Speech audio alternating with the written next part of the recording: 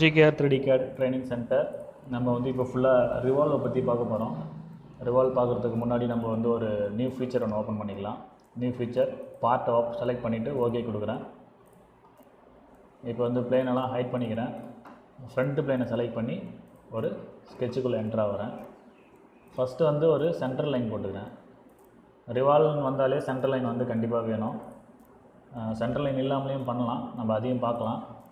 இப்போ வந்து நான் ஒரு டயா போடுறேன். இந்த இடத்துல டயா போட்டுட்டு டைமென்ஷன் பண்ணுறேன். 50 இது ரெண்டுத்தையும் பிடிச்சிட்டு ஆக்சிஸையும் சென்டர் லைனையும் வந்து டயாமீட்டரையும் பிடிச்சிட்டு ஒரு ஆஃப், அதாவது அது ரெண்டுத்துக்கு நடுவில் வந்து நின்னேன்னா பாதி டைமென்ஷன் தான் காட்டும், அதாவது ரேடியஸ் மட்டும் காட்டும். இதே வந்து நான் வந்து இந்த சென்டர் லைனை விட்டுட்டு சென்டர் லைன் அந்த பக்கம் போனேன் அப்படின்னா ஃபுல்லாக வந்து டயாமீட்டராக மாறிடும். இப்போ எக்ஸாம்பிள் நான் 250 மட்டும் கொடுக்குறேன். 250 மட்டும் கொடுக்குறேன். ஸோ இப்போ வந்து என்ன பண்ண போகிறேன்னா இந்த சர்க்கிளோடைய சென்டரையும் ஆர்ஜனையும் வந்து ஹரிசாண்டல் கொடுத்துக்கிறேன். ஸோ இப்போ வந்து ரிவால்வ் பண்ணலாம். ஃபஸ்ட்டு வந்து ஸ்கெட்சை விட்டு வெளியில் போயிட்டு ரிவால்வ் அதை செலக்ட் பண்ணுறேன். ஸோ ஸ்கெட்சை செலக்ட் பண்ண உடனே ஆட்டோமேட்டிக்காக ரிவால்வ் ஆகிடும். ஓகே, இப்போ வந்து நான் இது ஓகே கொடுக்குறேன். நம்ம ரிவால்வில் ஒன்று கொஞ்சம் டெப்த்தாக பார்க்கலாம் உள்ள. இப்போ வந்து இதில் 360 டிகிரி தான் இருக்குது. 360 டிகிரிக்கு பதில் 180 டிகிரி கொடுத்துக்கலாம், பாதி மட்டும் வரும். இல்லைனா 90 டிகிரி மட்டும் கொடுக்கலாம். 90னா ஒரே ஒரு குவார்ட்டர் மட்டும் வரும்.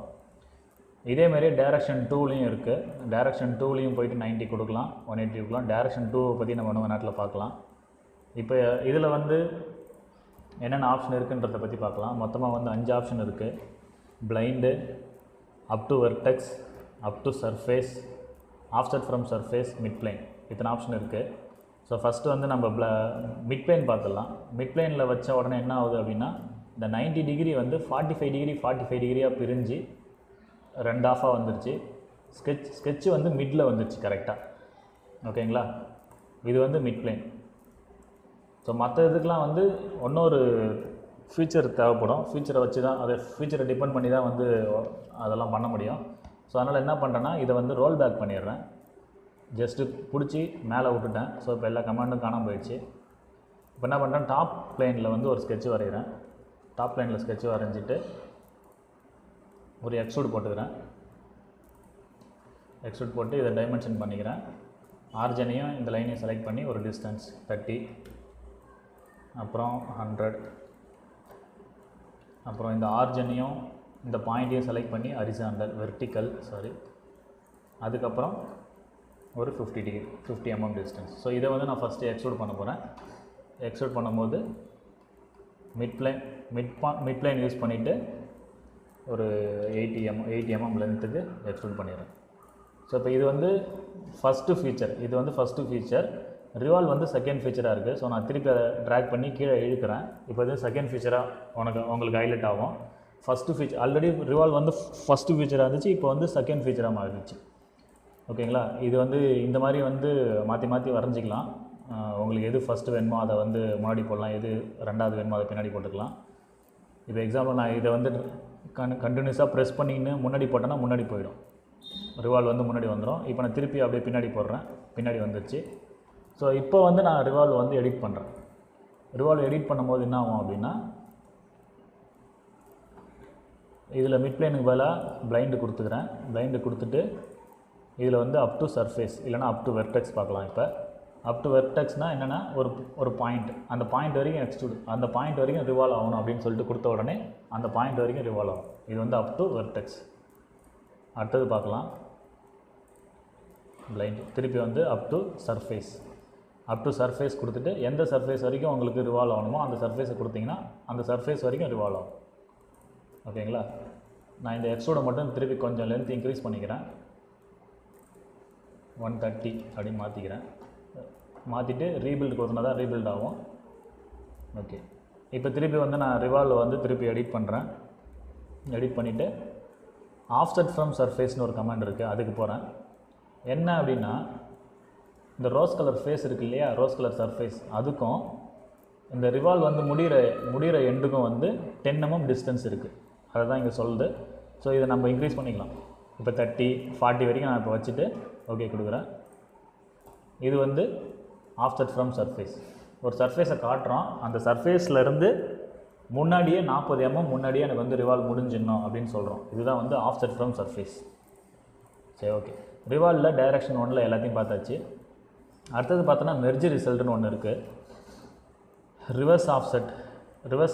இதில் வந்து ரிவர்ஸ் ஆஃப்செட்னா என்னதுன்னா, இந்த ஆஃப்செட்லேருந்து அந்த பக்கம் 40 வரைக்கும் போகலாம் அப்படின்னா. இப்போ நான் கொஞ்சம் இன்க்ரீஸ் பண்ணுறேன். இப்போ பார்த்தீங்கன்னா 80 mm வரைக்கும் இந்த சர்ஃபேஸ்லேருந்து இந்த டிஸ்டன்ஸ் பார்த்தீங்கன்னா 80. ஓகேங்களா? இந்த சர்ஃபேஸ்லேருந்து இந்த சர்ஃபேஸ், இதை கண்ட்ரோல் அடிச்சுன்னு 2 சர்ஃபேஸையும் செலக்ட் பண்ணுறேன். டிஸ்டன்ஸ் பார்த்தீங்கன்னா 80 அப்படின்னு காட்டுது. ஸோ இதுதான் வந்து ஒரு ஆப்ஷன். அதில் இருக்கிற ஆப்ஷனே தான் அது. ஆஃப்செட் ஃப்ரம் சர்ஃபேஸில் இருக்கிற ஆப்ஷன்லேயே ஒன்று. ஸோ நான் திருப்பி இதை வந்து பிளைண்டுனே போடுறேன். இப்போ பிரைண்டில் மெர்ஜ் ரிசல்ட் எடுத்து விட்றேன். மெர்ஜ் ரிசல்ட் எடுத்து விட்ட உடனே என்ன ஆகுதுன்னு பாருங்கள். மெர்ஜ் ரிசல்ட் எடுத்து விட்ட உடனே என்ன ஆகுதுன்னா, 2 பாடி வந்து க்ரியேட் ஆகிடுது இந்த இடத்துல. Boss extrude 1, revolve 1. So 2 body வந்துருச்சு. திருப்பி நான் ரிவால்வ் எடிட் பண்ணிவிட்டு மெர்ஜ் ரிசல்ட்டை எடுத்த உடனே என்ன ஆகிடும், டிக் பண்ண உடனே என்ன ஆகுதுன்னா, 2 வந்து ஒரே சாலிடாக மாறிடுச்சு.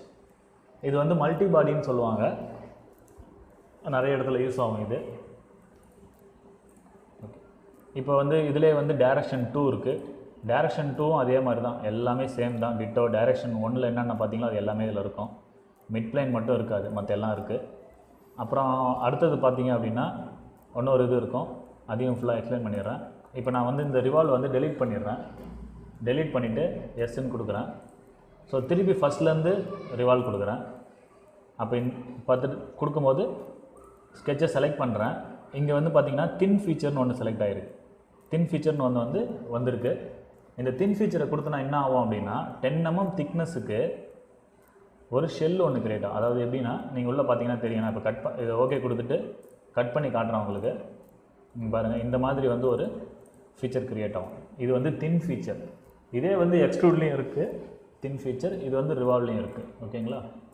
இந்த மாதிரி ஃபீச்சர் வேணும்னா நீங்கள் வந்து தின் ஃபீச்சர் யூஸ் பண்ணிக்கலாம். இந்த ரிவால்வ்லேயே பண்ணிக்கலாம் டைரெக்டாக. சரி, ஓகே. இதோட ரிவால்வ் வந்து முடிஞ்சிடுச்சு எல்லாம். அடுத்த கமெண்டில் பார்க்கலாம். GKR 3D CAD training centre